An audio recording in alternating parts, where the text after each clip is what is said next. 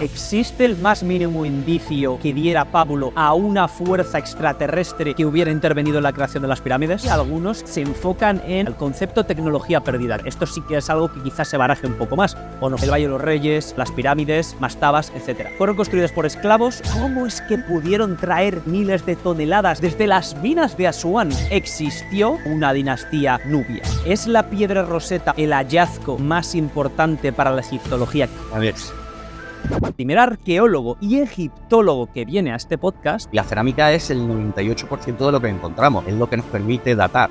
Los egipcios, su divinidad principal es el dios Re, que todos los días resucita. Esa resurrección, ellos la quieren vincular con su resurrección, por eso todas las tumbas siempre están orientadas al este. La pirámide está relacionada con el concepto de la colina primigenia, que es donde surge el mundo. Cuando las aguas del caos pasan, aparece una colina, ahí es donde surge la primera divinidad que va creando la siguiente. Si yo me tirase 7 vidas excavando en Kubet-el-Jawa, probablemente no lo vería terminado aún. Estamos viendo la punta del iceberg. Lo más interesante para la ciencia es que llegue otra persona y desafíe mi interpretación, dándole más importancia quizá a fuentes que yo no le he dado. Esa discusión produce un enriquecimiento. ¡Toma, pista!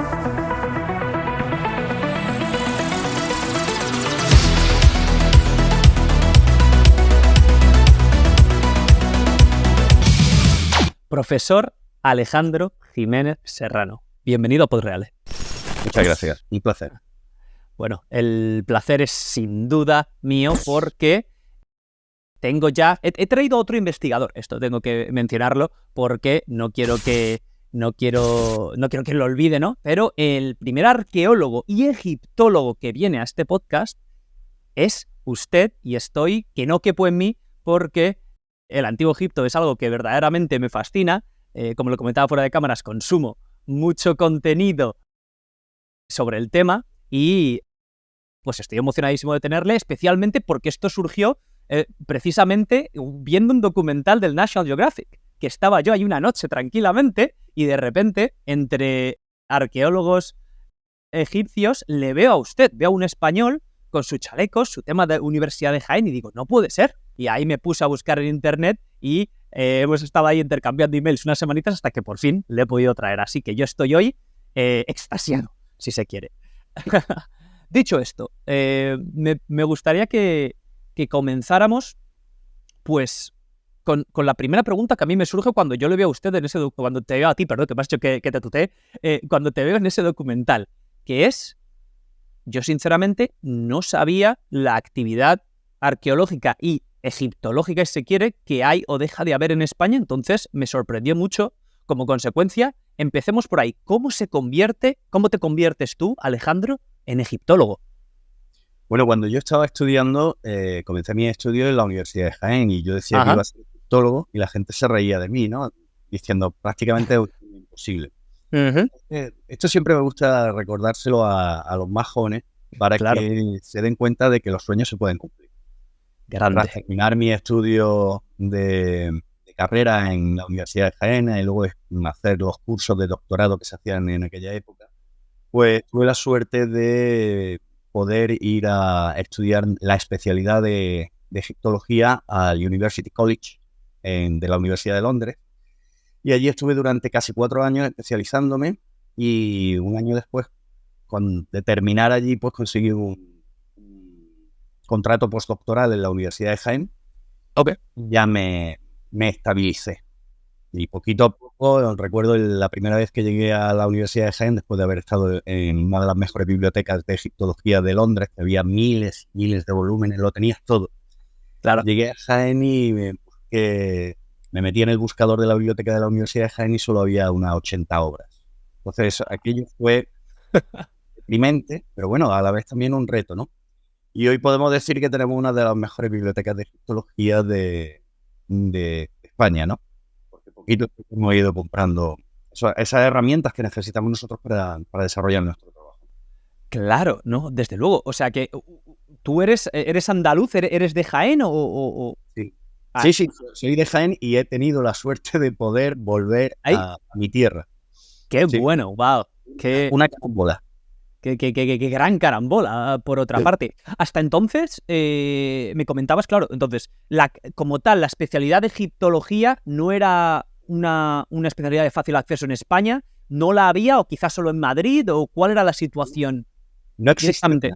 No existía hasta hace pocos años que se crea el primer máster oficial de egiptología que está en la Universidad Autónoma de Barcelona. Ok. Hay otros proyectos en la Universidad de Alcalá y en la propia de la Universidad de Jaén en la que pretendemos desarrollar los estudios de egiptología. Pero claro, no es fácil. No es fácil porque para crear estudios de esta especialidad en concreto necesitas pues, tener una base de profesores que puedan impartir diferentes temáticas del Antiguo Egipto. Y claro, la contratación de esos nuevos investigadores, profesores, docentes, universitarios, pues resulta difícil. La Universidad Española, desgraciadamente, es difícil entrar en ella.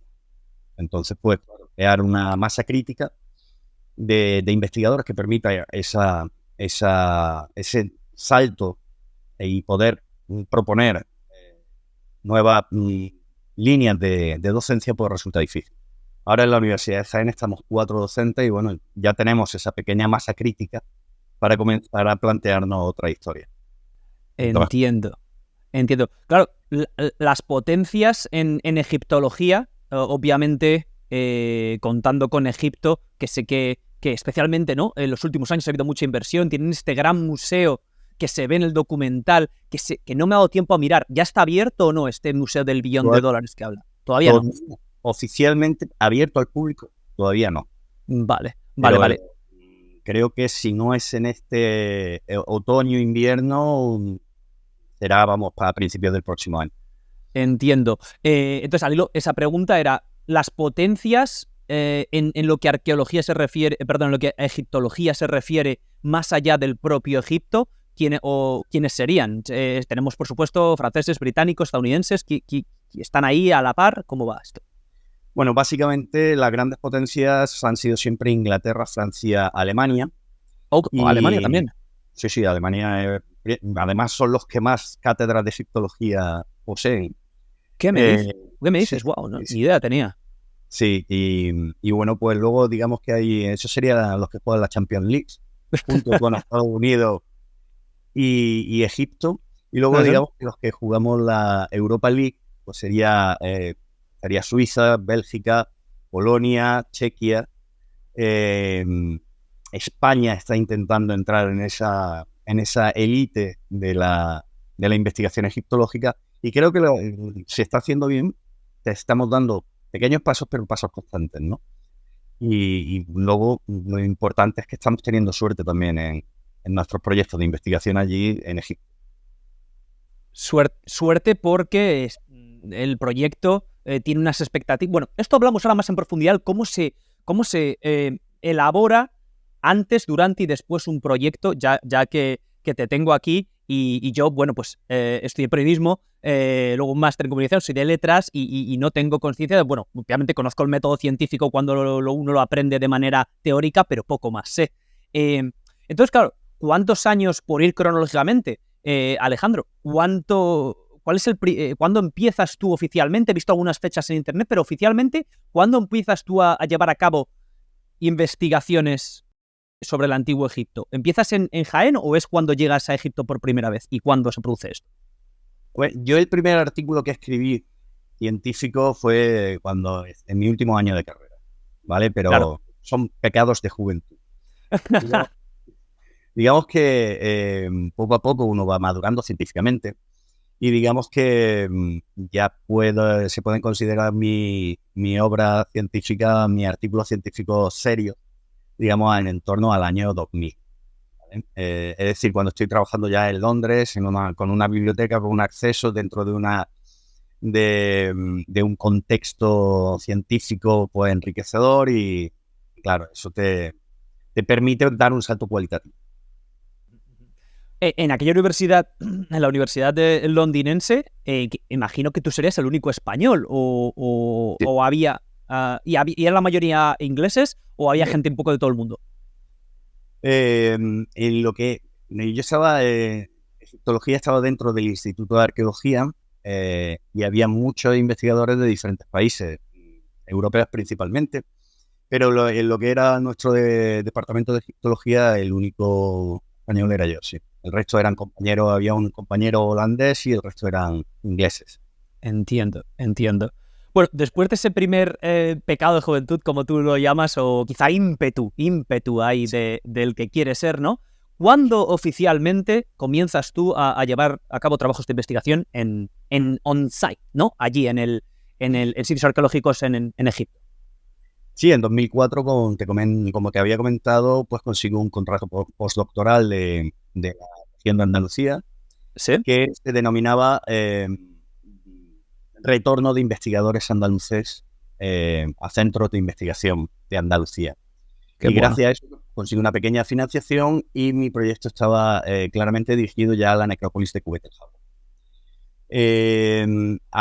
Ese pequeño dinero me permite pues desplazarme allí, ir estableciendo contactos con las autoridades oficiales egipcias, que me conocieran, que vieran que no era un colgado de alguien serio. Y bueno, pues poco a poco se va creando esa confianza y paralelamente pues me invitan a participar en un proyecto de una misión italiana que estaba en Cubet el Jabra, con los que estoy un par de años. Lamentablemente el segundo año estos italianos pues pierden la confianza de las autoridades locales del Ministerio de Antigüedades. Se pelean, no sé las causas, nunca las he sabido. Y pues me quedo con los italianos allí colgado y sin poder trabajar. Entonces pues fui a hablar con ellos y me ofrecieron la posibilidad de no continuar los trabajos de la misión italiana, sino darle un impulso, porque ellos se centraban básicamente en la conservación. Y lo que querían era darle un impulso a la excavación. Entonces, cuando me dicen, en Cubet el Jabra hay alrededor de 100 tumbas, sin embargo, hay unas 60 que están descubiertas, pero no están excavadas. Tiene usted aquí un permiso de 10 días, busque una tumba y que esté descubierta, pero que no esté excavada. Y entonces, pues, tuvimos un colega y yo, durante esos 10 días, pues, revisando todas las tumbas y encontramos una que tenía ya sarcófagos de piedra rotos en la superficie. No se había excavado porque había sido quemada en la antigüedad. Era, la verdad, que un auténtico desastre y de difícil trabajo, sobre todo las condiciones de trabajo en el interior. Por eso nadie había querido trabajar allí. Y bueno, pues se lo propusimos a los egipcios y dijeron, bueno, pues nos parece bien, adelante. Vamos a apoyar vuestro proyecto.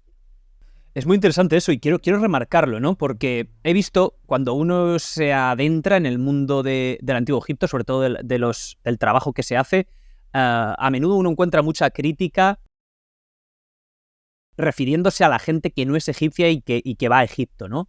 A intentar contribuir, ayudar en las labores de investigación y de ampliación del conocimiento que se tiene de esta fascinante cultura que es el Antiguo Egipto. Entonces, por remarcar, o sea, de la manera en la que funciona todo allí siempre es tal y como un poco lo describías tú, es decir, siempre en total acuerdo y con la aprobación del Ministerio de Antigüedades de Egipto. Esto es así.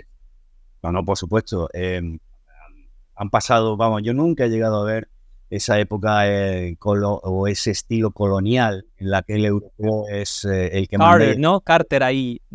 Y el egipcio el que obedece. Esos son tiempos pasados. Ahora realmente lo que hay es una colaboración entre investigadores de centros académicos con las autoridades egipcias. Y es así, colaboración, o incluso la mayor parte de los nuevos proyectos que se están lanzando son joint missions, son misiones conjuntas entre instituciones egipcias, ya sea el Ministerio de Turismo y Antigüedades o universidades egipcias. Ese es uno de los proyectos también que pretendemos impulsar la Universidad de Jaén en los próximos años. Bueno, pues ahí queda dicho y quería dejarlo bien marcado, pues porque también parte de por lo que a mí me hacía mucha ilusión hacer este episodio contigo es por todo el tema de siento que mucha leyenda negra, mucha, quizá, no como comunicación no satisfactoria que se produce tanto en torno a Egipto, la egiptología, mucho bagaje, que precisamente tú lo estabas ahí comentando un poco por encima, ¿no? De otras épocas pasadas en las que las cosas no se hicieron bien o se hicieron marcadamente mal, etcétera. Por eso quería mencionarlo, quería remarcarlo, y hablaremos de otras cosas también en esta dirección en los próximos minutos.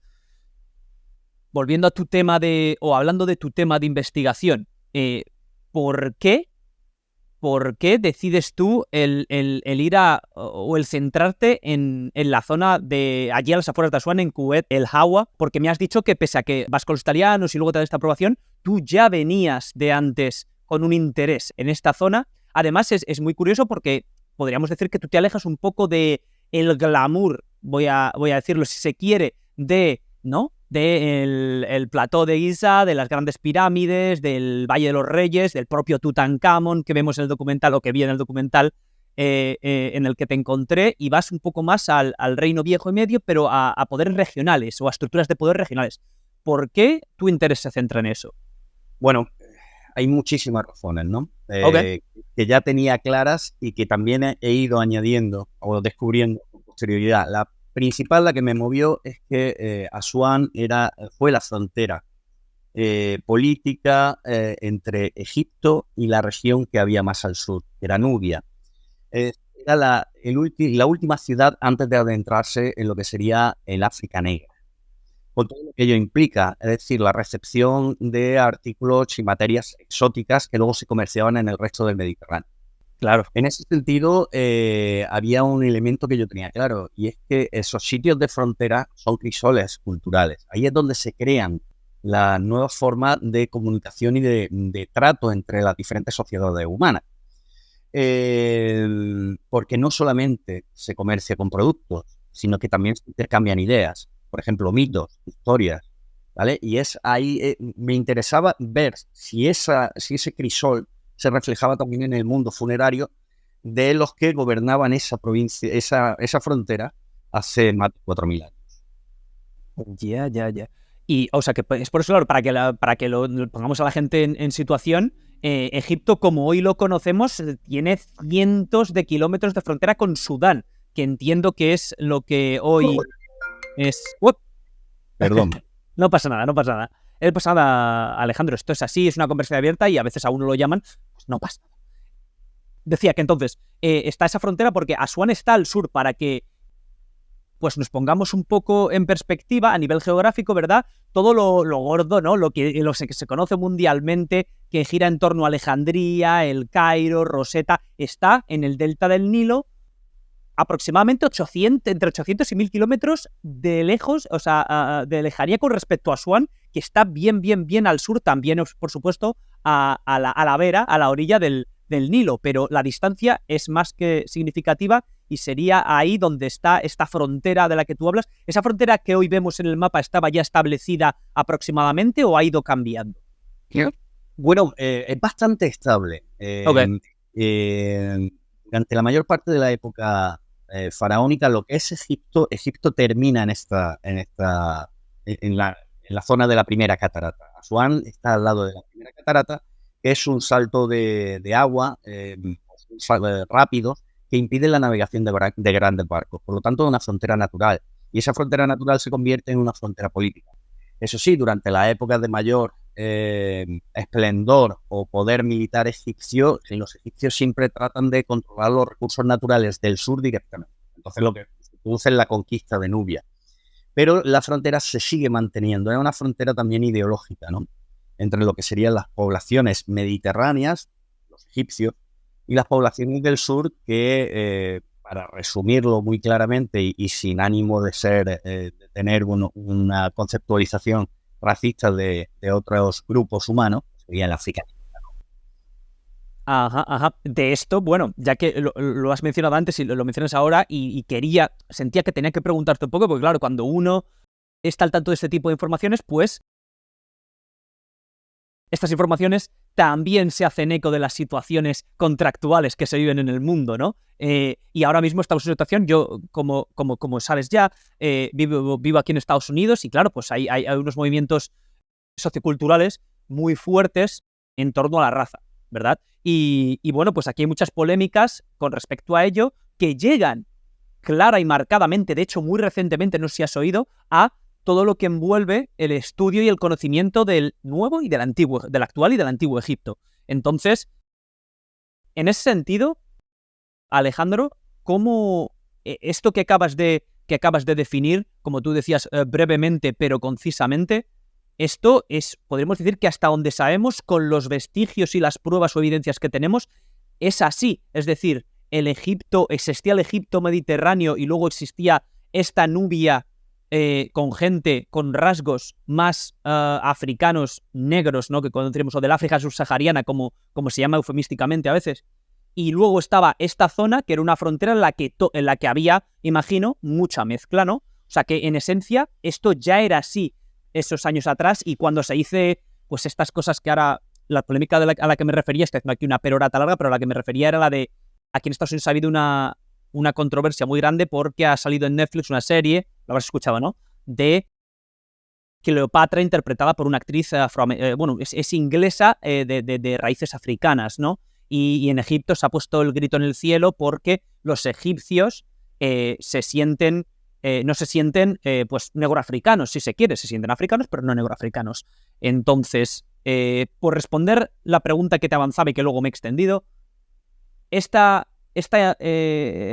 diversidad étnica ya en ese momento se manifestaba de esta manera. Alto Egipto, más mediterráneos, más color moreno de piel, pero con rasgos similares más a nosotros, y a medida que se acercaba a la frontera, y por supuesto pasando a la frontera, más gente que se parecería a lo que son hoy los habitantes de la África Negra. ¿Esto es así?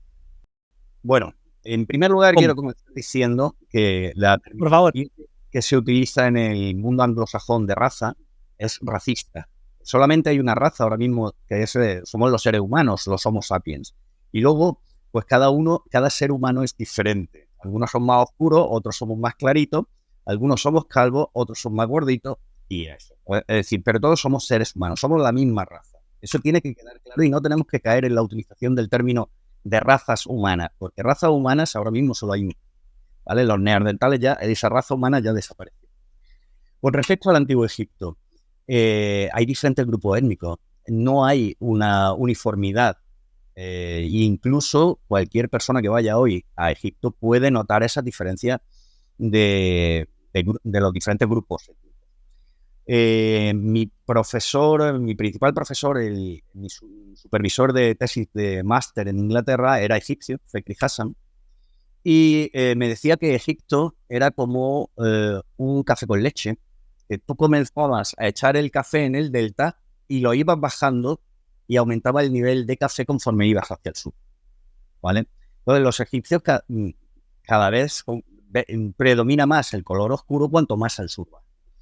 De hecho, hay momentos en Asuán, yo llevo muchos años en Asuán, y a mí me gusta mucho hablar con los taxistas, de esos que le pegan la chapa al taxista.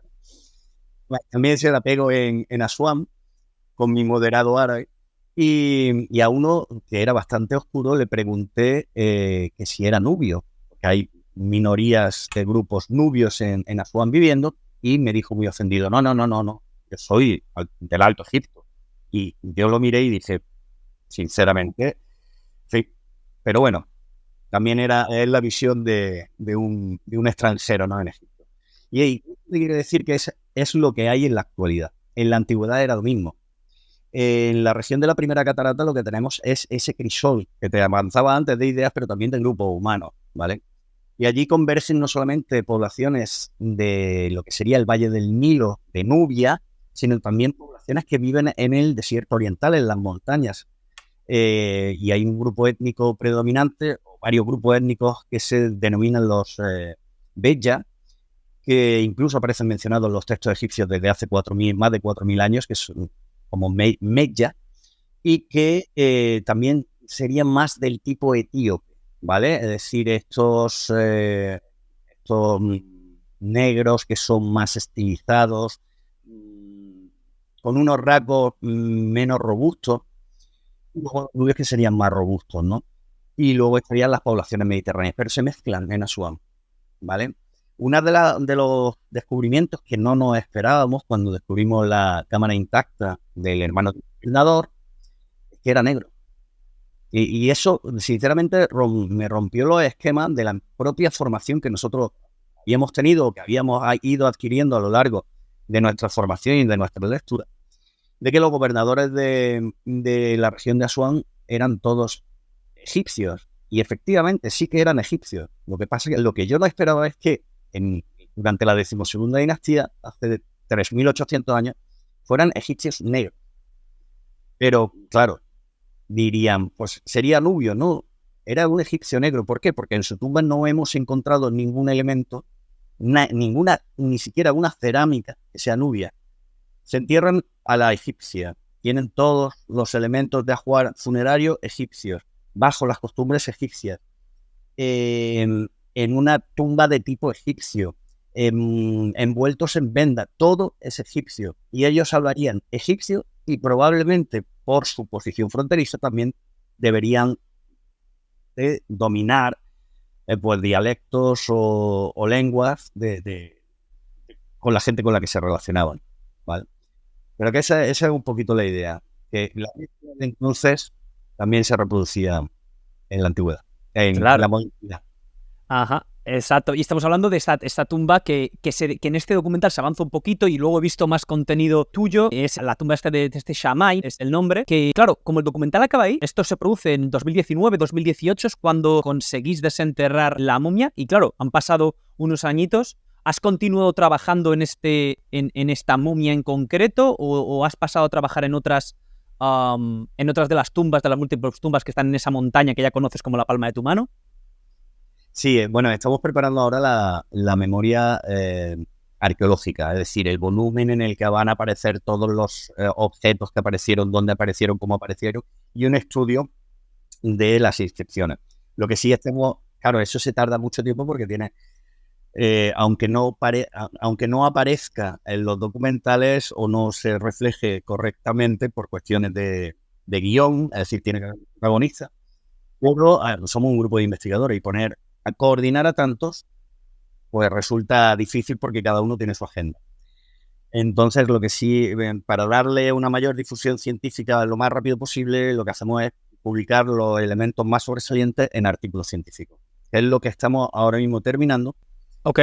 Y estamos en el desarrollo de la memoria arqueológica. Por ponerte un ejemplo, para la memoria arqueológica pues necesitamos el concurso de la que se encarga del estudio del tipo de madera en el que se utilizaron para los ataúdes.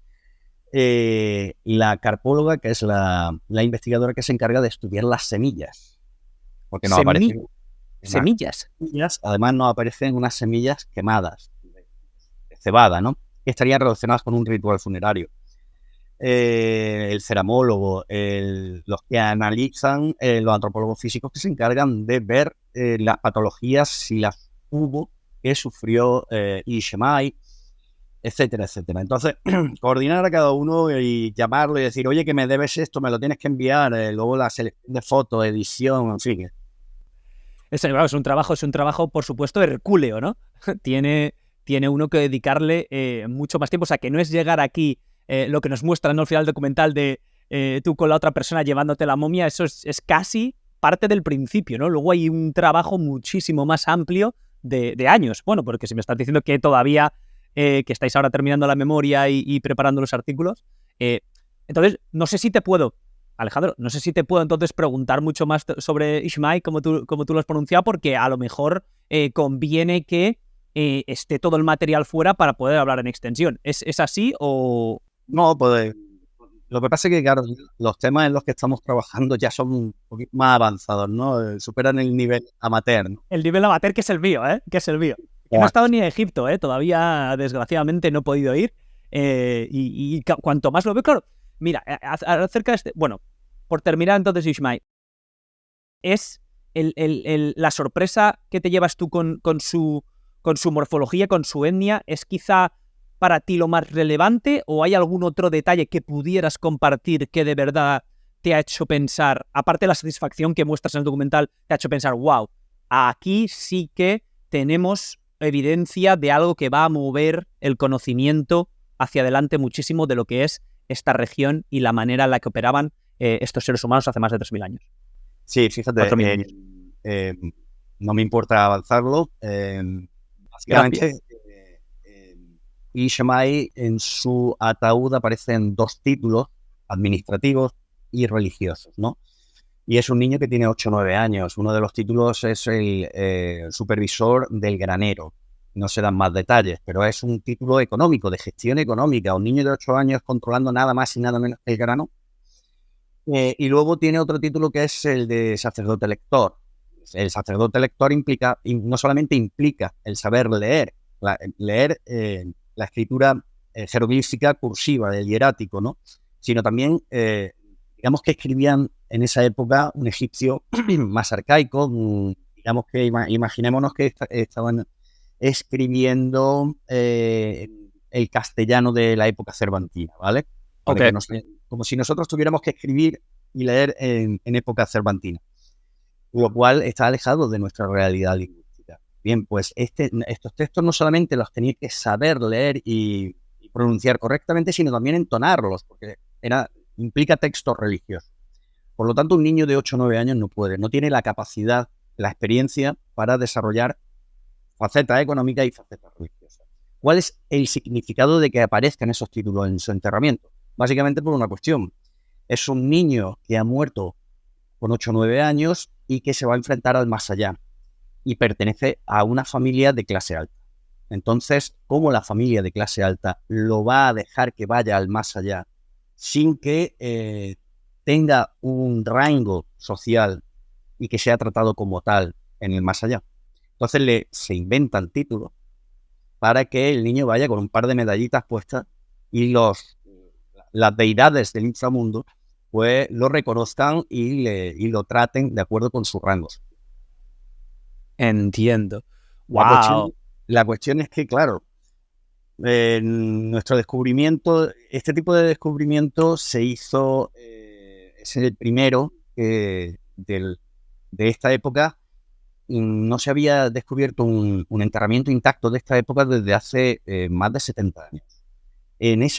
Hace 70 años generalmente los restos humanos no se conservaban bien o no se estudiaban adecuadamente.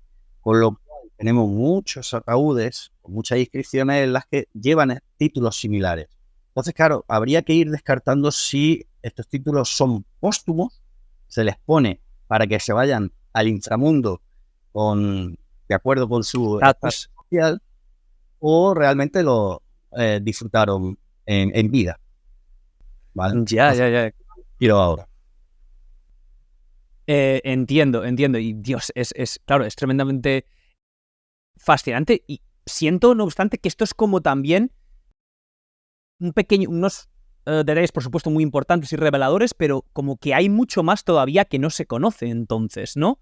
Porque ¿cómo afrontas tú la vastedad, incluso estando donde o centrando tu área de investigación en esta zona de Kubet al-Khawa? Claro, ¿cómo es tanta la vastedad o por el desconocimiento que uno tiene, ¿no? de qué sucedía allí, que organizarse tiene que ser muy difícil? Me comentabas que eliges esta tumba por un poco porque te dan el permiso para ella y porque tenía un estado más o menos, o sea, no estaba saqueada, ¿verdad? Que es uno de los grandes problemas, parece ser que se encuentran, que os encontráis los arqueólogos, los egiptólogos e investigadores. Pero, ¿cómo le das sentido a eso y cuál es la dirección que toma? O sea, si se puede explicar de alguna manera esto. Te voy a ser sincero, los 5 primeros años que nos tiramos excavando en Kubet al-Khawa no teníamos ni idea de lo que estábamos excavando. Sabíamos que estábamos excavando una tumba de la dinastía 12 por la arquitectura, pero esa tumba había sido reocupada en numerosas ocasiones. Había sido reocupada por otros individuos que no tenían nada que ver con los que originalmente se enterraron, había sido saqueada en numerosas ocasiones, por lo tanto tenías una mezcla allí de materiales de diferentes periodos y luego no entendíamos bien cómo funcionaba la necrópolis. Entonces, hasta el 5.º año que empezamos ya a decir, vale, esto ya entiendo cómo va. fue simplemente eso, un trabajo en el que sigues la metodología arqueológica para luego no perderte. Es decir, no solamente la documentación estratigráfica de todo lo que encuentras, sino también el estudio del material y, claro, poco a poco ya vas viendo la luz. Ten en cuenta que nosotros cuando empezamos a excavar en Cubeta del Jagua no había prácticamente publicaciones sobre cerámica de nuestra época. Vamos, prácticamente no había ninguna. Y la cerámica es el 98% de lo que encontramos. Es lo que nos permite datar. Ojalá estuviéramos excavando y nos encontrásemos el cartucho del faraón y digamos, vale, este estrato es de esta época. No. Ahí encontrar una inscripción es, un día de celebración. Claro, y en ese sentido también es muy lento, ¿no? Porque tú encuentras algo, lo tienes que aislar, poner en una caja, llevarlo, que hagan el carbono 14 o la datación que ahora quizás sea más moderna, yo no lo sé. Repito, soy de letras, pero es un proceso muy, muy largo también. O sea, a lo mejor a ti te llegan las noticias, ahora con internet más rápido, pero lleva ese tiempo también tú mientras estás, no es en tiempo real, obviamente, que esto se va averiguando. Bueno, nosotros sí que realizamos carbono 14 al principio para de alguna forma confirmar los primeros datos, pero ya no es necesario gastar tantos recursos económicos en unos análisis, además que llevan mucho tiempo. Los resultados los dan, con suerte, en 6 meses. Wow, fíjate. O un año. Lo más importante en la arqueología egipcia es conocer la cerámica. Si tú sabes de qué época es esa cerámica, pues ya sabes dónde estás. Y claro, la suerte que tenemos es que la cerámica se ha desarrollado mucho en los últimos 40 años, de tal forma que hay algunas épocas de Egipto que podemos dudar. Nuestra máxima duda es si esa pieza corresponde a 10 años arriba o 10 años abajo. O sea que hay bastante precisión sobre esos estudios, efectivamente. Qué interesante. Es que se me pone los pelos de punta y todo pensar, de imaginarlo. Con respecto a Cubeta del Jagua, claro, uno se imagina, porque es lo que más llama la atención y lo que más se ha conocido a nivel mundial e históricamente, en necrópolis, ciudad funeraria, o el Valle de los Reyes, o las pirámides, ¿no? Si uno ahonda un poco más, puede ver pirámides más primitivas y luego ya bajamos a, digamos, el elemento anterior a las pirámides, que serán las mastabas, ¿no? En este caso, y repito, que perdóname si estoy diciendo alguna tontería, por favor, tú corrígeme, Alejandro, al 100. Claro, en la zona en la que tú excavas, las tumbas están como horadadas dentro de una montaña que se eleva del cauce del río, ¿verdad? Al mismo tiempo, en otras zonas de Egipto ya había mastabas por las cifras que tú manejas, e incluso pirámides. Entonces, ¿por qué se producen esas ceremonias, esos ritos funerarios de esta manera, en una montaña, etcétera, etcétera? Sí. ¿Lo sabemos? Bueno, tenemos, en este sentido, claro, los egipcios nos dijeron, fundamos aquí la necrópolis tal porque nos parece que es el sitio idóneo. Mira qué vistas, ¿no? Claro. Mira qué vistas, las vistas son impresionantes. Sí, no, se ve bonito, ¿no? Ahí está en alto. Bueno, continúa. Bueno, lo que sospechamos es la interpretación, lo que se llama la arqueología del paisaje. Cubeta del Jagua se elige primero porque es el punto más alto de toda la región. Y eso ya, Cubeta del Jagua es un lugar donde solo se entierran la parte alta de la sociedad, ¿vale? Los más importantes. No sé, allí no hemos encontrado las tumbas de los pobres. Bueno, tendríamos que discutir porque es más complejo, pero bueno, para que lo entiendan todos, allí se entierran lo más importante. Entonces eligen el punto más alto, donde hay una buena roca y fácil de excavar para crear tumbas que van a estar todas siempre orientadas a la salida del sol. Los egipcios creen que su divinidad principal es el dios Re, que todos los días resucita. Bueno, pues esa resurrección ellos la quieren vincular con su resurrección. Por eso todas las tumbas siempre están orientadas al este. Luego, curiosamente, la forma de ese pico, de esa colina, Cubeta del Jagua, tiene forma de pirámide vista desde el norte, que es donde se entierran los gobernadores más antiguos. Entonces es una pirámide natural. La pirámide está relacionada con el concepto de la colina primigenia, que es donde surge el mundo. Cuando las aguas del caos pasan, aparece una colina primigenia y ya, bueno, hay diferentes tradiciones, pero ahí es donde surge la primera divinidad que va creando las siguientes, ¿no? Es la creación, la vida, la creación de la vida. Todo esto estaba probablemente en la mentalidad de aquellos que decidieron elegir Jubet el Jawwa como sitio. Además, Jubet el Jawwa está cerca de donde ellos viven. No era Asuán en aquellos momentos era principalmente 4 aldeitas y canteras, sino en una isla que está frente a Asuán que se llama Elefantina. Y ellos viven en Elefantina. Y está apenas 1,5 kilómetros. Entonces, pues, es un sitio relativamente de fácil acceso para que los vivos pudieran visitar a sus difuntos en ciertas fechas. En este sentido, algo que es recurrente con Egipto y que parece que daba sentido ya no a su vida, sino a su sociedad, es el concepto de la vida como algo pasajero y aquí lo que importa es la muerte, dicho mal y rápido, ¿no? ¿Por qué? ¿O es simplemente que porque todas las estructuras o las estructuras más majestuosas que encontramos son vinculadas con la muerte que tengo yo esa impresión? Alejandro, ¿por qué esa relación tan fuerte con la muerte en el antiguo Egipto y como consecuencia esas obras faraónicas sin utilizar el doble sentido por utilizándolo? Bueno, básicamente nuestra percepción de que a los egipcios les importaba la muerte más que a otras culturas, incluso a nosotros, es una percepción probablemente errónea, y es que lo que más se ha excavado en Egipto son cementerios. ¿Por qué? Porque están junto al desierto o en el desierto y allí se conservan mejor los objetos. Y seamos honestos, tú cuando te vas de excavación quieres que te salgan las cosas enteritas y nuevas, ¿no? Tener que enfrentarte a lavar cerámica y 4 fragmentos. Claro, nosotros nos encontramos en muchas ocasiones la cerámica entera. Tú te vas a una ciudad y lo que tienes son muros de adobe que se te caen, la cerámica está pisoteada porque estaba dentro de un sitio donde habitado. Entonces, claro, no es tan glamuroso. Claro. ¿Vale? Entonces, bueno, esa es una de las cuestiones. Otra de las cuestiones es que los egipcios, la percepción que tenían de la muerte, teóricamente era diferente a la nuestra. Para nosotros nos morimos y para una parte de la sociedad el individuo se va al cielo, su alma se va a donde sea, y para otros creemos que cuando te mueres, esto se ha acabado, cierras la persiana y aquí ya no hay nada más, ¿no? Sin embargo, para los egipcios la muerte significa un cambio de estado. El individuo sigue viviendo, sigue participando de la familia.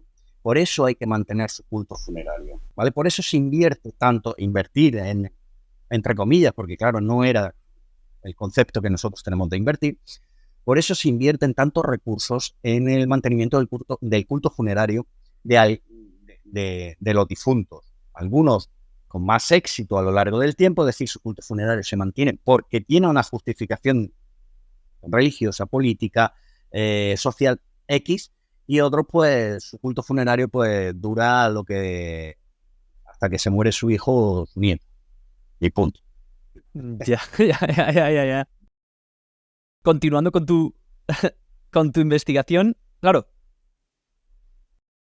tú tienes planificado o tu grupo de trabajo tiene planificado el continuar la próxima década, los próximos 20 años. Tú obviamente eres joven todavía, ¿no? Mediana edad, vamos a decir.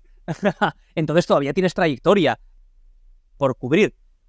¿Cómo afrontas en perspectiva tu trabajo aquí en Jubet el Jawwa? ¿Es un lugar en el que todavía tú puedes dedicarle 3 décadas más? ¿Hay mucho que hacer? ¿O sientes que ya estás empezando aquí, ¿no? Desde la lejanía a pensar en qué será lo próximo? A ver,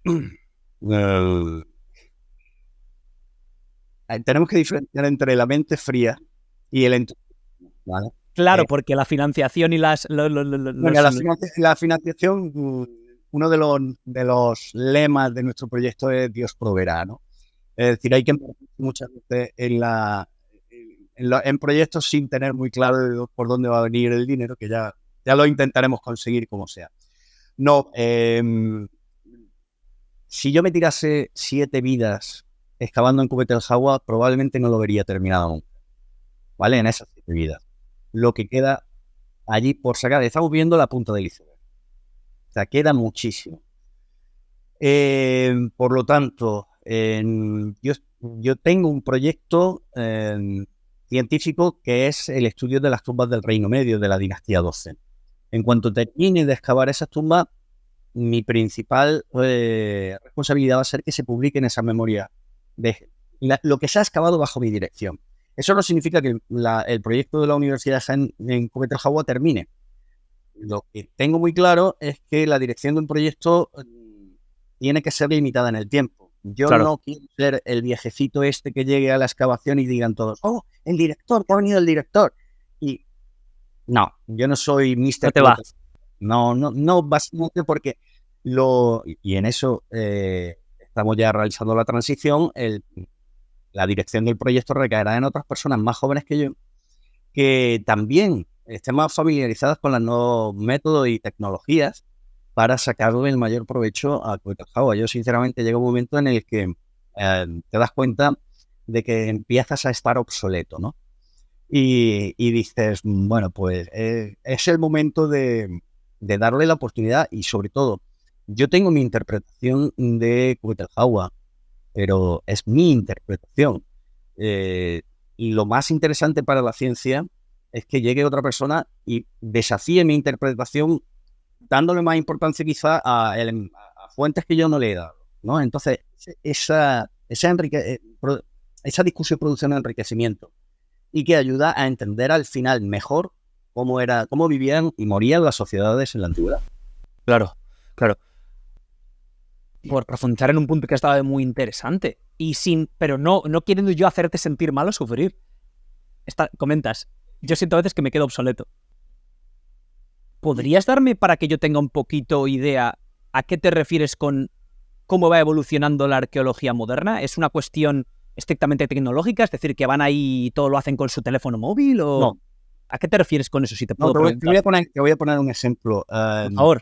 Tenía una estudiante de máster de Bellas Artes que nos acompañan todos los años para dibujar las piezas arqueológicas o relieves, y le dije, mira, me vas a dibujar esto con el lápiz y demás y papel milimetrado, y luego pues cuando llegué a casa pues ya lo digitalizas. Y me dijo, no lo puedo hacer digitalmente de primera mano. Y fue cuando me di cuenta y dije, claro, así era como trabajábamos nosotros, y ahora ya no hace falta, te puedes saltar un paso. Entonces, claro, ahí fue cuando me sentí viejo. Claro, esto pasa en todos los gremios. Alejandro, yo no me quiero extender aquí concretamente, pero si yo te comentara ahora mismo los avances que la inteligencia artificial está mostrando y va a hacer cambiar la manera en la que se hace televisión, o sea, es que la mitad de la gente ya habría que jubilarla si todo parece indicar, en cuestión de 2 años, todo parece indicar que la inteligencia artificial se va a desarrollar de la manera en la que podemos ver ya hoy. Entonces, no, te entiendo perfectamente e imagino que, o sea, y el ejemplo que me das me pone en perspectiva. ¿Va a contribuir estos avances y esta nueva manera de hacer arqueología a acelerar los procesos en cuanto a descubrimientos, conocimiento, etcétera? Vamos a ver. Depende cómo lo queramos utilizar. Pero no tenemos que perder nunca. No tenemos que llegar a pensar que va a ser la panacea. Es lo mejor. Al fin y al cabo, la mente humana es siempre, aunque no tenga la capacidad de filtrar o de analizar tantos datos, y yo me quedo con que la mente humana siempre le dará sobre todo a los estudios humanísticos, como la historia, a la ciencia humana, siempre tendremos esa perspectiva que una inteligencia artificial nunca podrá. Siempre se ha tratado de estudiar la historia tratando de razonar por qué suceden las cosas, que si cuestiones económicas, que si la guerra, que si una cuestión religiosa, pero muy pocos, o cómo narices puedes tú medir la ambición. la ambición humana, simplemente, o la envidia. Eso es algo humano. Y lo siento, pero una inteligencia artificial nunca podrá incluir esos parámetros en la explicación del pasado. Qué cierto es esto, y también nos tenemos que agarrar un poco a eso, porque es que si no, en un par de décadas estamos todos fuera de juego. Porque supongo que habrás visto la serie de Juego de Tronos, ¿no? Sí. Muy fan soy. ¿Cómo se mueven los Lannister y todos, y los Stark y todo esto? Una IA, una inteligencia artificial, jamás podría haber escrito unas relaciones de ese tipo. Exacto. ¿Lo entiendes? Sí, claro, porque es algo tremendamente humano y que se manifiesta en formas que son inconcebibles hasta que una persona en concreto, probablemente tomando experiencias personales incluso, o interpretación personal, las desarrolla, ¿no? Sí que, joder, da que pensar, ¿no? Me deja aquí dubitativo pensando, hostia.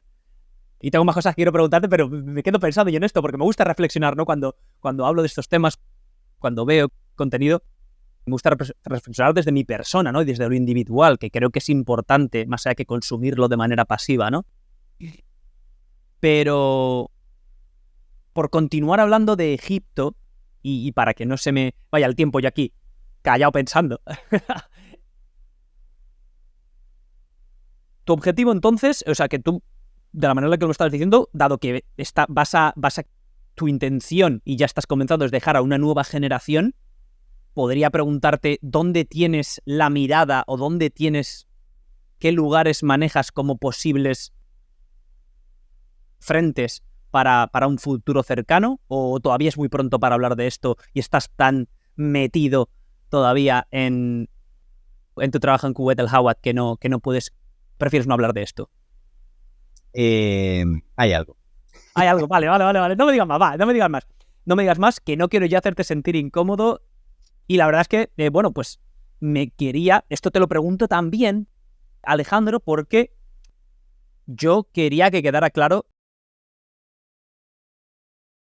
cuál es tu proyecto, cuál es tu área de especialización y que quedará explicado, hablado, etcétera. Pero claro, yo no puedo tener aquí a un egiptólogo y no abordar con más o menos tiempo los temas, vamos a llamar, clásicos y que tantos ríos de tinta, ¿no?, han producido. Entonces, me gustaría hacerte unas preguntas en ese sentido, si te parece bien, Alejandro. Entonces, claro, una de las cosas que yo quería preguntarte, porque es lo que a mí más me llama la atención cuando me pongo o me enfoco en el tema de Egipto, es lo errados o lo loco que es para nosotros el tiempo, ¿sí? El tiempo en el que la cultura del antiguo Egipto se desarrolló. Porque claro, desde fuera pensamos que, bueno, sí, nada, hicieron las pirámides y luego pues ya aquello se acabó, les invadirían como pasó con todos los imperios y se cerró. Pero Egipto, o sea, la primera dinastía empieza en el año 3150 aproximadamente antes de Cristo, y la última, ¿no?, la tolemaica ya con los descendientes de Ptolomeo, el general de Alejandro Magno, es en el 30 y pico, creo que ahí acaba todo un poco, ¿no? En el 30. En el 30. O sea, estamos hablando de que el antiguo Egipto, que mencionamos como algo civilización tal, fueron 3000 malditos años de civilización. Entonces... Y más. En realidad... Cuéntanos, Alejandro. Egipto no empieza con la primera dinastía. La primera dinastía supone la creación de un estado centralizado, el primer gran estado territorial de la historia de la humanidad.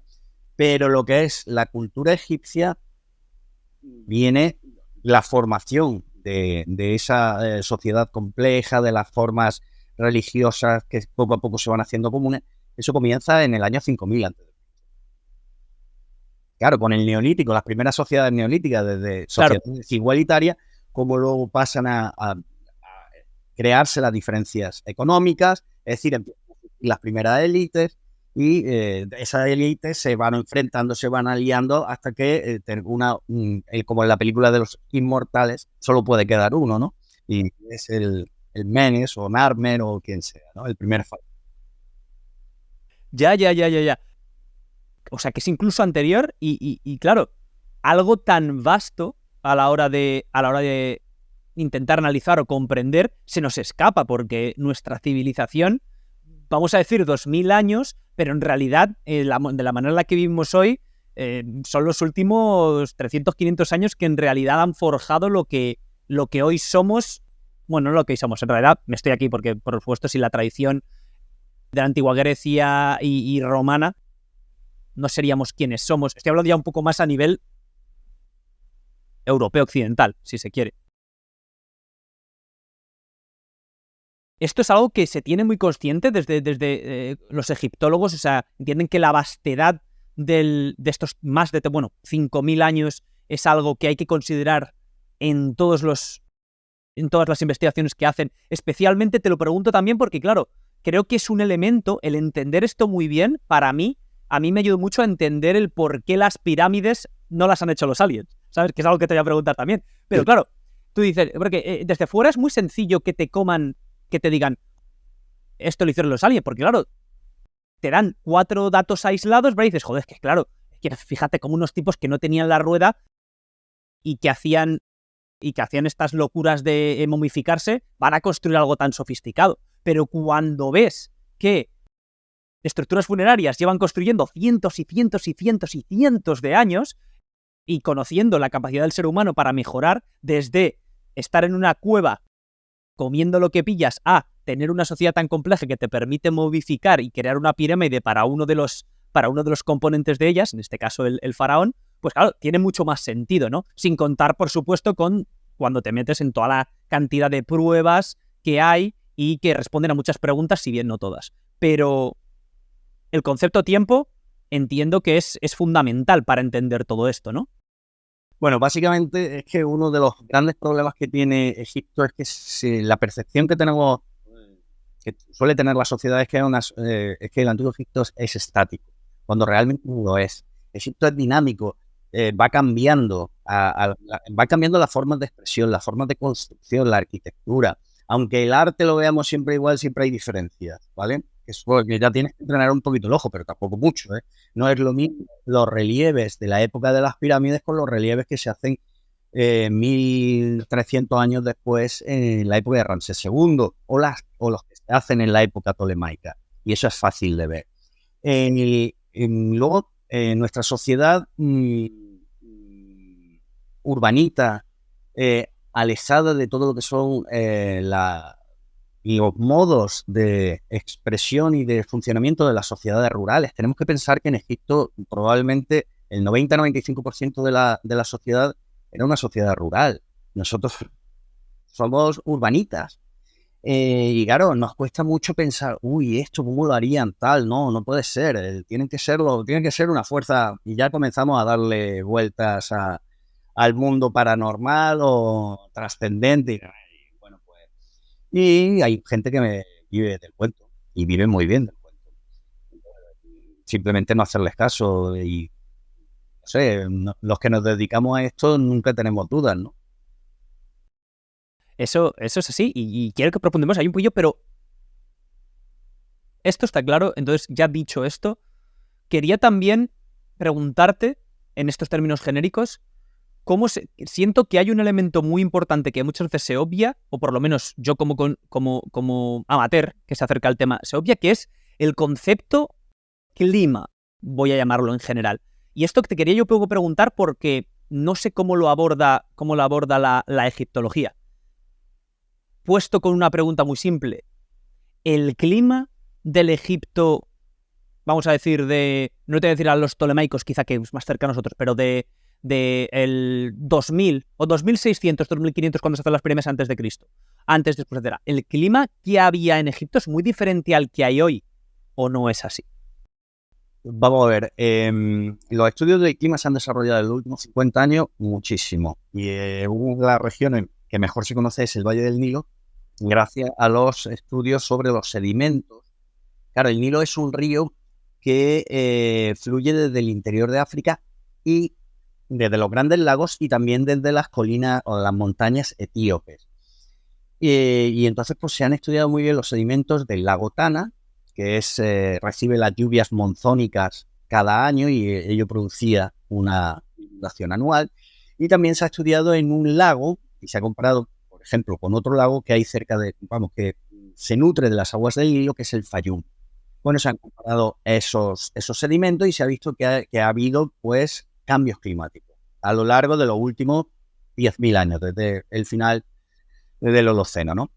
Y bueno, pues lo que sí se ha visto es que las condiciones climáticas fueron estables entre el 5000 a.C., cuando comienza la neolitización. Ahí se produce un gran periodo de sequía en todo lo que sería el Sáhara, que expulsa a las poblaciones pastoriles en busca de oasis, ¿vale? Y el oasis es el Valle del Nilo.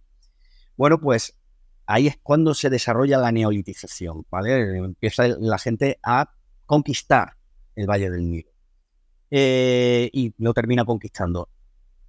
Ahí hay una relativa estabilidad climática hasta el 2200, 2100 a.C., cuando se produce una crisis climática global que produce la caída de los reinos del reino principal en el sur de Mesopotamia, que produce la caída del reino antiguo junto con otros factores. Nunca hay un factor que provoca el colapso de una civilización, son muchos. Pero bueno, esto probablemente es la gota que colma el vaso.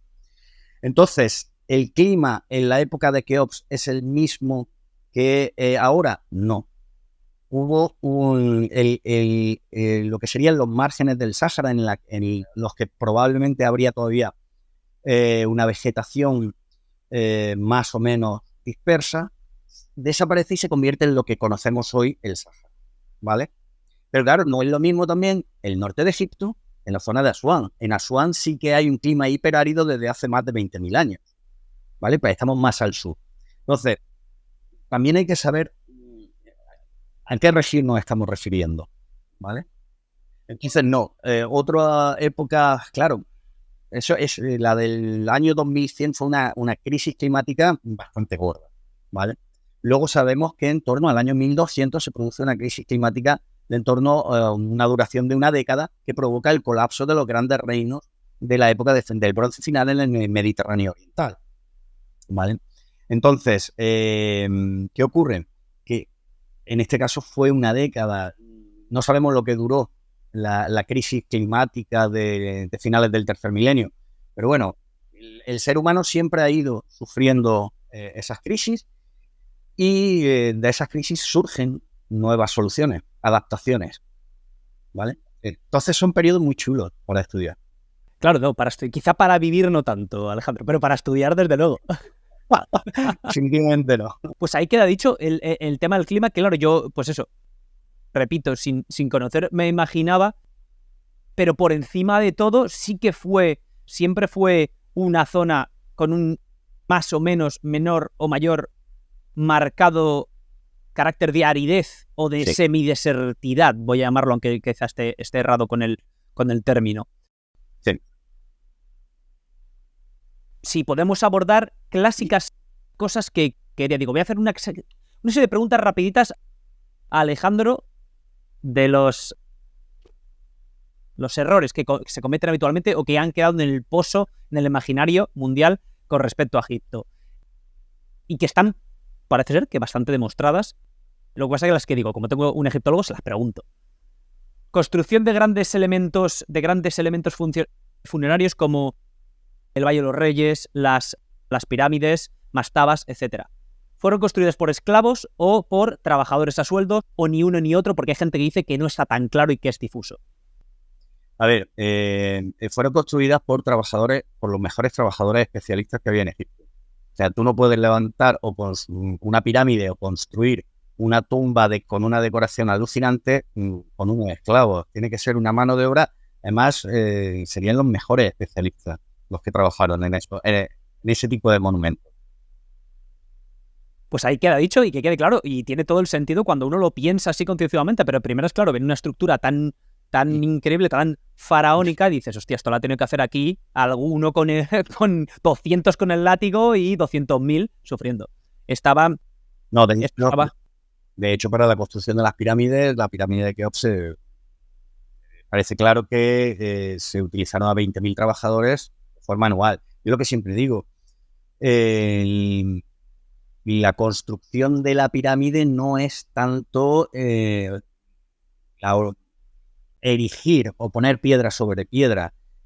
Para mí lo alucinante de la construcción de la pirámide fue alimentar, darle vestido a más de 20.000 personas durante muchos años. Es decir, conseguir los recursos suficientes para que esas personas pudieran realizar su trabajo, eso es mucho más complejo que sacar las piedras. La mayoría de las piedras estaban en una cantera al lado.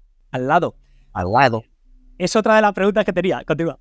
Claro, tú cuando vas a Giza, lo que te tienes que fijar es en las pirámides, pero inmediatamente a la izquierda tienes un socavón grandísimo, que es de ahí de donde se sacan las piedras.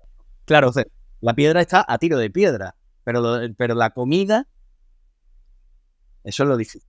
Eso había que traerlo. Y perfectamente por cerrar e hilvanar con esto, porque la tenía también, esto de las cosas que el amateur más amateur, yo que soy amateur, pero ya me informa un poco, obviamente ya lo sé, existe la clásica, cuando empiezan con el tema aliens, lo primero que te dicen, ¿cómo es que pudieron traer cientos y miles de toneladas desde las minas de Asuán, que es donde estaba la roca caliza?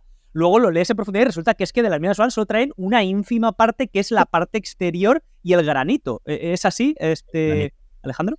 Sí, básicamente... Y la caliza blanca también, ¿no? Me parece que viene de ahí, ¿o no? La caliza blanca viene de Tura, que está relativamente cerca. Ah, ¿vale? Tura, ok. Pero vamos, que lo que es el 95% de la pirámide, el cuerpo de la pirámide se construye con piedra local. Además que es una piedra muy característica porque tiene pequeños fósiles. Entonces resulta muy interesante no solamente para nosotros, sino también para los paleoecólogos, ¿no? Luego esta pirámide se recubría generalmente con la caliza, una caliza fina de unas canteras cercanas, que son la Altetura, que está a pocos kilómetros, no voy a decir una distancia. Y en algunos casos se traían algunos bloques de Asuán, y lo mínimo. O sea, sería el 0,05 de todas las piedras que se utilizaban en la construcción de una pirámide, o menos. Claro que perfecto. Gracias por aclararlo, Alejandro, porque tú esto lo has visto, ¿no? O sea, yo mismo lo creía esto. Ya venían de Asuán y está a 600 y pico millas, ¿no? Que son casi 1.000 kilómetros. Joder, toda la historia. Y luego cuando te ves en profundidad, pues es esto, es una falacia, ¿no? Si era raro para los egipcios traer granito de Asuán, que en unos relieves del templo funerario de un rey de la quinta dinastía, que se construye su pirámide junto a la de Djeser en Saqqara, pues representa el traslado de unas columnas y unos dinteles de granito desde Asuán. O sea, como diciendo, fijaos cómo he decorado mi templo y de dónde he traído esto. Resultaba muy difícil traerlo. Entonces era algo extraordinario. Al hilo de esto, y relacionado con este mito, se sabe y hay vestigios visuales como el que tú acabas de comentar. Hay otro también bastante famoso en el que muestran cómo llevan una gran estructura, o sea, una gran estatua faraónica. O sea, la acerté cuando dicen, no, ¿cómo lo transportaban si no tiene la rueda? Se sabe precisamente el método que seguían, o por lo menos se tiene un indicio claro porque hay lugares concretos en los que se han encontrado, ¿verdad? Dibujos, depictions, ahí un poco de cómo lo hacían. Y esto es algo que también se obvia muchas veces para favorecer estas teorías de lo paranormal. ¿Es así? Bueno, pero es que no solamente tenemos las representaciones gráficas que pueden idealizar el traslado de grandes masas de piedra. En este caso tú estás hablando del relieve de Yehutihotep, el traslado de una estatua arrastrada por, no sé, 100 personas. 100 personas, a 80 y pico con el agua. Sí, bueno, pues esto, ahora comenzamos a tener pruebas de las rampas que se utilizaban. Pues, por ejemplo, hace pocos años, un colega suizo alemán que trabaja para el Instituto Suizo en Asuán, pues descubrió una rampa de las canteras al Nilo para trasladar los bloques a los barcos del Nilo. Entonces ya sabemos cómo son las rampas. También hay otras, se han encontrado más rampas en otras canteras. Es decir, que vamos teniendo cada vez más detalles y sobre todo hasta los grados de inclinación que podían ser seguros para el traslado de los bloques. Porque tú lo que no quieres es que se te rompa en mitad del traslado. O sea, ya lo has sacado y, señores, ahora que llegue esto a donde tiene que llegar, ¿vale? Entonces, pues nada, simplemente rampas y probablemente se cubrían con limo, es decir, con una tierra con un gránulo muy, muy pequeño que se humedecía y la piedra iba sobre un sledge, un trineo que iba siendo arrastrado por un grupo de personas. Y eso se deslizaba.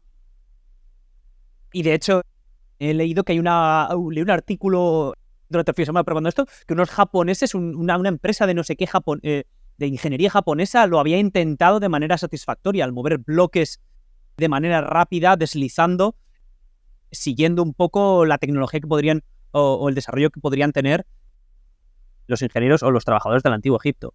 El tema, lo has mencionado, pero por ahondar, profundizar y precisar, cuando dicen, hay una teoría bastante extendida últimamente, gracias a comunicadores que se hacen eco o que le gusta dar pábulo a otras teorías que, bueno, que siempre tienen que existir, yo creo, para poder ser o tomadas o desechadas, que es que las pirámides son mucho más antiguas de lo que creemos. Esto lo dicen, pero luego, claro, cuando te pones... Lo que a mí me llama mucho la atención es cuando profundizas, hay fotos, o sea, que es que se ve que se puede datar con precisión los bloques, aunque ellos dicen que no están tal, porque tienen fósiles dentro. Entonces, o tienen relieves de fósiles porque son rocas al final. Esto, por tanto, es también falacia y eso es prueba fehaciente de ello, ¿no? De la hora de determinar la antigüedad de las pirámides. Con los fósiles que se encuentran en las piedras, lo único que puedes datar es de cuándo es la piedra. Cuándo comienza a formarse la piedra, ¿no? Esa arenisca. Montame, ¿verdad? Joder.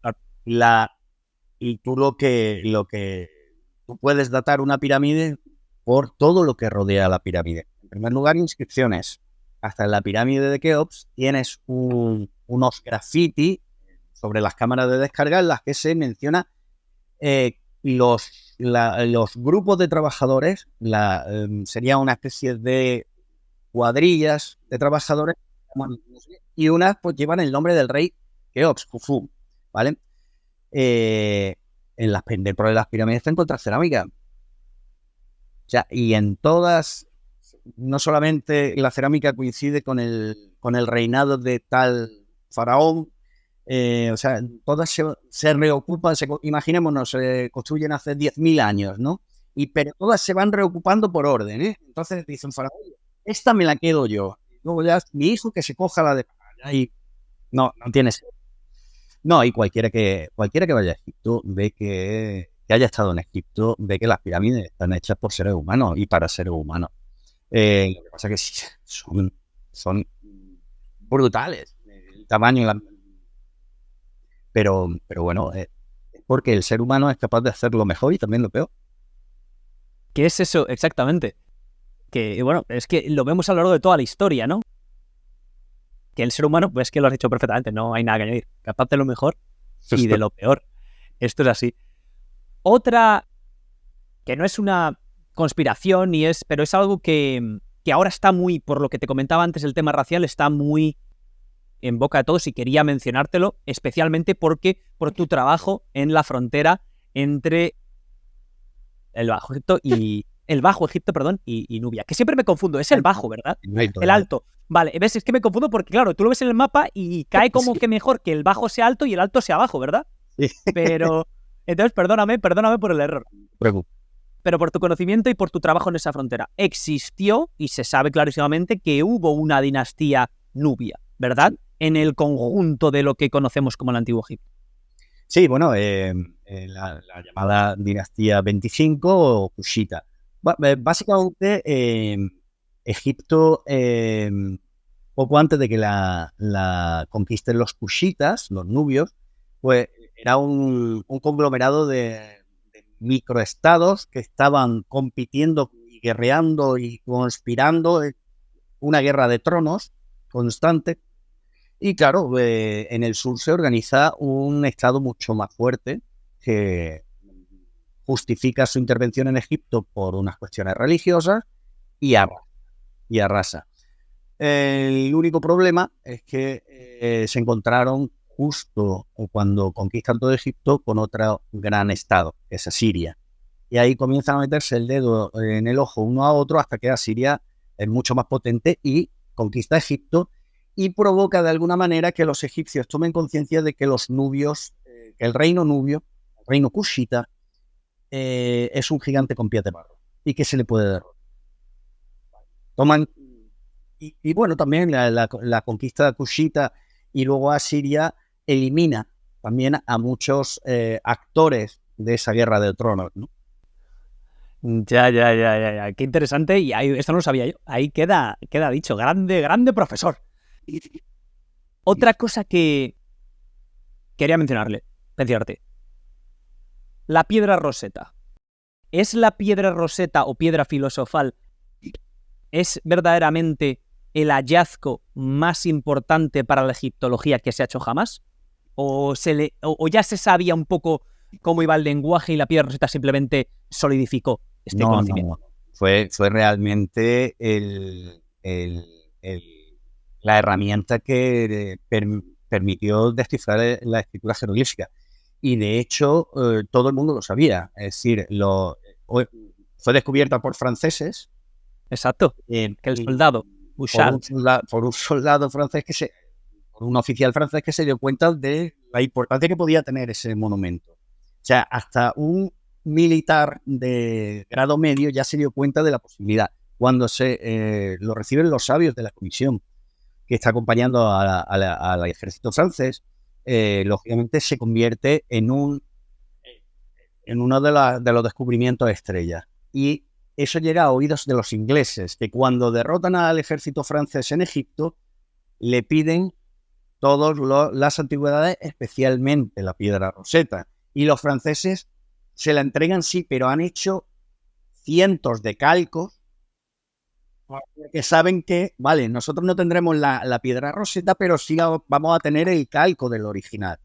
Porque comienza ahora, había una competición militar y ahora comenzaba la competición científica para ver quién iba a descifrar la escritura jeroglífica.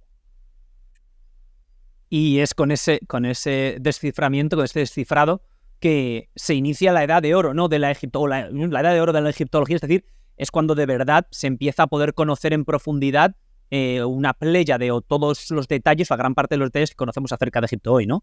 Claro, efectivamente, es que gracias al desciframiento de la escritura jeroglífica y posteriormente de las escrituras cursivas que proceden del jeroglífico, pues podemos leer los textos, podemos leer documentos, pues desde una carta entre una correspondencia entre un marido y su mujer a documentos administrativos de cómputo, podemos leer obras literarias que expresan al fin y al cabo el pensamiento. En fin, nos abrió la puerta a entrar en contacto con los antiguos. Ahí queda claro, pues ya queda claro. Por si acaso alguien tiene alguna duda, el profesor responde. Otra preguntita rápida de estas de mitos. Otro de los argumentos de las pirámides, aquí hay algo raro, ¿no? Aliens u otra civilización. No, es que se construyeron las 3 majestuosas pirámides que son el culmen, pero luego nunca más se construyeron. ¿Existe una explicación a por qué ese declive tan marcado en la capacidad creadora y también, pues tecnológica o arquitectónica? Bueno, lo que estas 3 pirámides suponen la edad de oro de la construcción de las pirámides. Se han conservado porque se utilizó la roca que estaba junto a ellas. Durante los siguientes 600 años se van a seguir construyendo pirámides. Lógicamente no tan monumentales y no se conservan tan bien. ¿Por qué no se conservan tan bien? Porque van variando los métodos de construcción.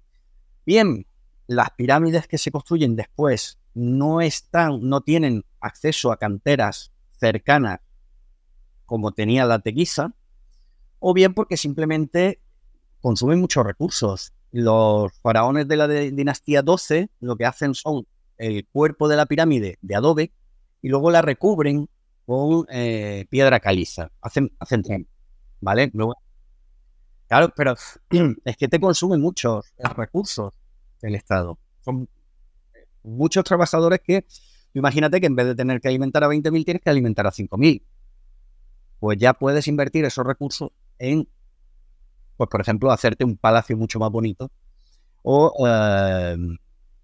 poderle comprar al príncipe de Biblos unas maderas para hacer unos ataúdes que luego repartes esos ataúdes entre tus nobles para que estén más contentos y así tengas su fidelidad. O sea, es que tenemos que pensar desde una perspectiva mucho más amplia. Claro. Desde la perspectiva funeraria. Vamos a ver que esta gente estaba viva cuando se estaba construyendo sus tumbas. Exacto. En ocasiones, ¿no? En el momento en el que se hacía la coronación ya estaban ahí preparadas las cuadrillas para empezar, ¿no? Casi así, ¿no? Es decir, que era... Suponer que sí. Tenemos que suponer que sí. Yo la verdad que no me acuerdo ya. Vale.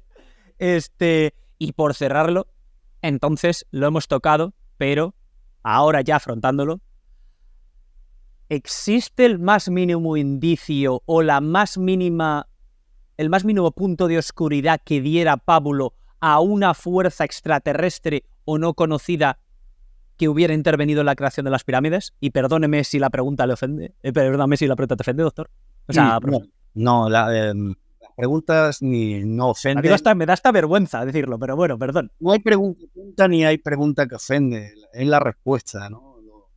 Que puede ser tonta o que puede ofender. No, a ver, yo entiendo que hay mucha gente que desgraciadamente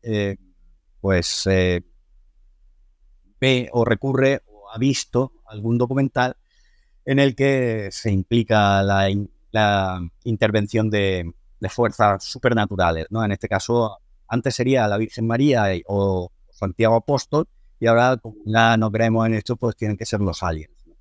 Bueno, pues no hay ningún elemento que permita simplemente imaginar la intervención de una fuerza superior tecnológicamente o con poderes trascendentales o supernaturales que en el Antiguo Egipto. No. Esto es simplemente claro y meridiano. Por follow-up question ahí, preguntita que sigue para cerrar eso. No le digo aliens, pero sí que hay algunos que se enfocan en la tecnología perdida, el concepto tecnología perdida. Quizá lo hayas escuchado. Sí. Esto, dentro de lo posible, sí que es cierto que existe un poquito más de margen, en que a lo mejor hay cosas que no sabemos porque no han trascendido y que podrían ayudarnos a entenderlo mejor. Esto sí que sí es algo que quizás se baraje un poco más, ¿o no? Bueno, a ver, hasta cierto punto, por ejemplo, una de las cuestiones que se ha respondido hace poco, y además por arqueólogos egipcios, es cómo se fracturaba o cómo se extraía el granito en Asuán. El granito, como todo el mundo sabe, es una piedra muy dura, y bueno, pues gracias a la arqueología experimental se sabe, gracias a estos egipcios, investigadores egipcios, se sabe que lo que se hacía primero era calentar la roca, probablemente con fuego, que una vez que ya estaba caliente era más fácil de fracturar, ¿vale? Entonces, bueno, esa sí puede ser una tecnología perdida, pero es porque ha habido muchos siglos en los que no se ha explotado el granito en las canteras de Asuán y se había perdido esa tecnología. Pero tecnología de existencia de electricidad, bombillas y todo esto ya hubiesen querido los egipcios. De hecho, cualquiera que haya estado en Asuán en verano, si los egipcios hubiesen tenido electricidad, hubiesen inventado el aire acondicionado ya en la antigüedad, seguro. Pero vamos, el día antes casi. Claro. Que eso, no, tú dices en el documental que es la temporada de excavación es como muy corta y claramente delimitada. Lo que te pasa a ti, ¿no? Cuentan, empieza tu parte del documental, es que te quedaste ahí a las puertas con todo el ansia, imagino, porque se acababa la temporada y tuvisteis que sellar y esperar un año completo, ¿no? Sí, el problema de Asuán es que nosotros hemos estado excavando prácticamente todo el año. Hasta en el primer año excavamos en julio. Y claro, nosotros decíamos, somos del sur de España, estamos acostumbrados a decir en Jaén, y bueno, Asuán tampoco va a ser tan fuerte. Asuán es muy fuerte. O sea, yo me pasé 6 semanas sin parar de sudar Y eso que comenzábamos a trabajar a las 6 de la mañana, ¿vale? Y parábamos a las 12, pues... Bueno, el caso es que nuestra ventana para poder excavar va desde mediados de noviembre hasta mediados de marzo. Y dependiendo del año, a lo mejor a finales de febrero ya empiezas a llegar a 38, 39 grados, que eso bajo el sol son 40 y muchos. Y dependiendo de si tienes viento, no tienes viento, y si no tienes viento, lo pasas realmente mal. Nuestra mejor parte del equipo son nuestros trabajadores locales, que son núcleos, gente dura, que está acostumbrada a trabajar. Algunos son agricultores y están acostumbrados a trabajar al sol, ¿no? Y un día sí que nos dijeron, jefe, ya no podemos más. Y entonces, pues nada, dijimos, pues nada, se corta y ya seguimos otro día. Pero imagínate en algunos momentos las condiciones tan duras en las que tenemos que trabajar. Extremas, con todas las letras de la palabra. Profesor, estoy disfrutando esta conversación como pocas de las que he tenido. Nos acercamos ya al final y quería finalizar con Egipto hoy, o el Egipto de los últimos años, y cómo eso puede o no, o ha podido afectar, dado que tú comienzas allá casi 20 años in situ, ¿verdad? ¿Cómo has vivido tú la evolución que ha seguido Egipto, y sobre todo quería ahondar en el antes y el después de la primavera árabe? ¿Tu trabajo se ha hecho más difícil, más fácil, es simplemente diferente? ¿Cómo lo has vivido tú, estos cambios que se han producido en Egipto? Nosotros siempre hemos contado con la ayuda y cortesía de nuestros colegas egipcios.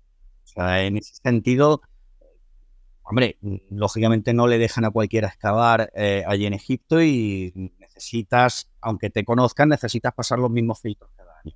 Pero bueno, no suele haber problema, no hay problema.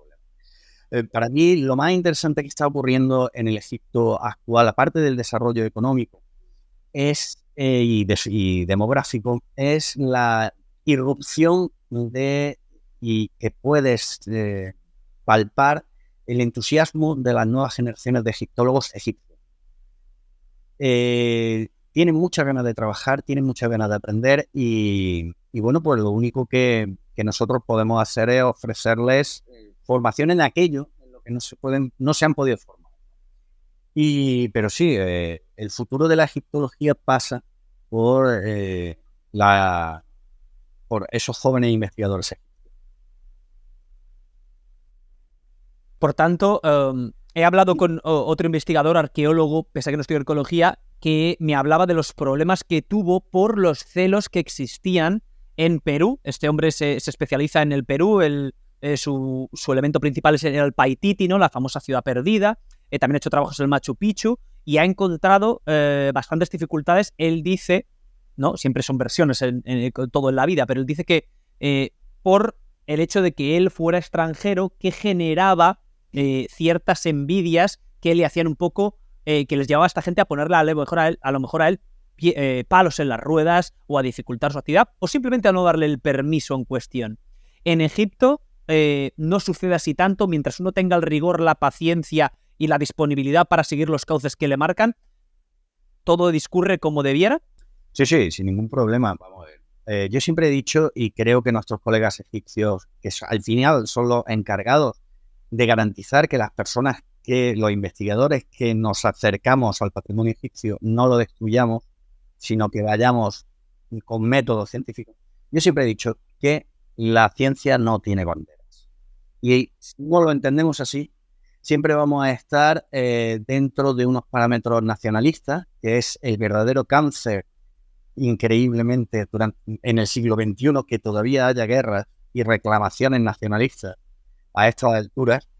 Siempre te encontrarás gente que trate de desacreditarte por razones de nacionalismo. Sí que encuentras, pero son casos aislados. Son gente que dice, bueno, ¿y eso por qué no lo hacen los egipcios? Bueno, pues mire usted, porque la ciencia no tiene banderas. O sea, yo allí cuando voy, no voy como español. Yo voy como un egiptólogo. Y si hay otro egiptólogo que lo hace mejor que yo, que vaya. Yo no tengo ningún problema. ¿Es egipcio? Me parece muy bien. ¿Que es de la Conchinchina? Pues que sea de la Conchinchina. Es que me da igual.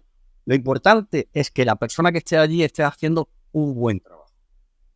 Yo creo que lo estoy haciendo humildemente. Lo estoy haciendo lo mejor que sé y lo mejor que puedo. Pero yo cuando voy allí no planto la bandera española. No planto ninguna bandera. Qué importante. Me da ganas de pararlo aquí porque es que, madre mía, maravillosa sentencia y afirmación que le da a uno esperanza, ¿no? Porque es tan cierto esto que acabas de comentar, Alejandro, y cómo todavía hoy se sigue invocando, mejor dicho, el concepto de nación, de patria por encima de otros para cometer, en la mayoría de los casos, tropelías y barbaridades. Alejandro, me ha encantado esta charla, ha sido un auténtico y verdadero placer tenerte aquí en este episodio y bueno, darte, pues eso, las más profundas gracias. ¿Alguna cosa más que te gustaría decir antes de que nos despidamos de la gente? No, que he estado muy cómodo, que me lo he pasado muy bien y que a veces me he enrollado mucho y lo siento. Es verdad, no, por favor, no te has enrollado y que quería, y casi se me olvida, macho, y ya lo iba a liar. Nos despedimos en breve, pero la última pregunta que te voy a hacer y para cerrar, y quiero que me des tu opinión. Lo había avanzado así a bola pluma un poquito antes. Yo siento que el relato,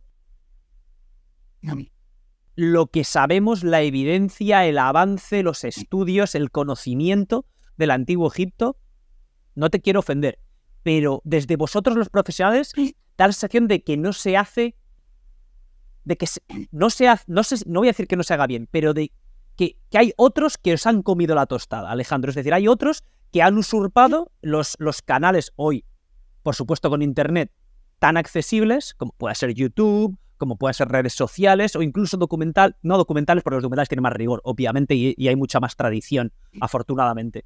Pero siento que esos canales que permiten a la gente conocer más, que permiten a la gente desechar todos estos mitos, que yo he intentado humildemente aquí hacerte las preguntas capciosas, si se quiere, para que tú nos respondieras desde el conocimiento y la ciencia, pero pues que ocupan esos espacios, Alejandro, y contribuyen a la desinformación y a que haya mucha gente que dice en las pirámides, que digan, sí, los aliens, mientras los jueves hacían las de México y los sábados hacían las de Egipto, ¿verdad?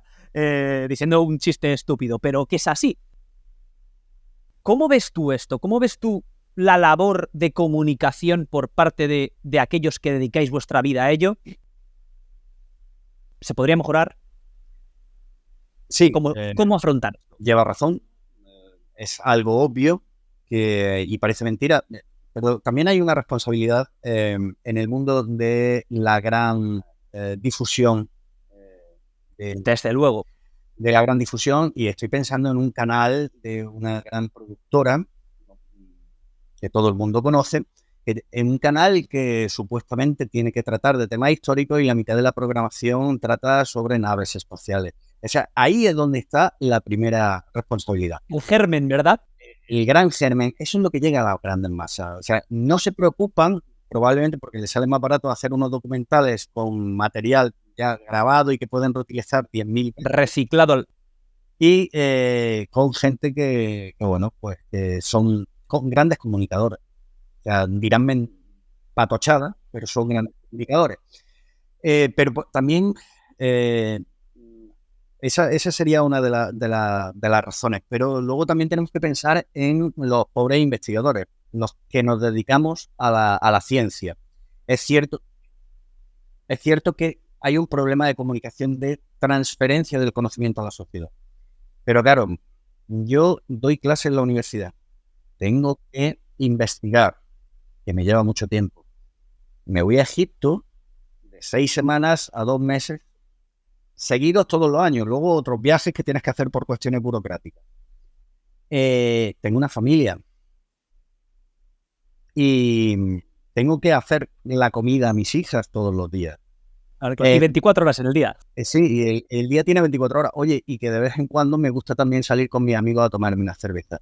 ¿Tengo tiempo realmente para crear un canal, pensar qué es lo que voy a decir? Claro. Estructurarlo, editarlo, producirlo y mantenerlo. Efectivamente. Recortarlo, atender a las redes, los comentarios, solucionar dudas. En fin, no, es que solo eso es un trabajo ya a tiempo completo. Pues y tú estás cubriendo 2,5, 3. ¿Cuál sería la solución? Porque los grandes grupos de comunicación apostaran realmente por la ciencia y no por la superchería. Pues ahí queda dicho. Y me alegra que lo hayamos abordado porque era para mí importante y por mi trabajo, lo sabes, ahora pero es así que es infame y lamentable, y a mí me gusta pensar que desde individualidad yo pongo mi primer granito de arena para que eso cambie, y créeme que así lo hago, y que porque me encanta, me apasiona la historia y me encanta pues todo lo que nos hace humanos y todo lo que se ha producido y nos ha llevado a ser quienes somos hoy como especie, como raza, que somos, como raza humana, como tú perfectamente has dicho antes. Alejandro, gracias de nuevo de corazón. Este es tu podcast. En el futuro, yo siempre, es una tradición decir, ojalá haya una segunda parte, voy a contar contigo si te parece. Encantado. Pues ahí queda dicho, luego estaremos en contacto y en el futuro volverás. Y nada, me despido de la gente. Como siempre decimos, llevad cuidado, tronquetes, y nos vemos en el próximo Podreale.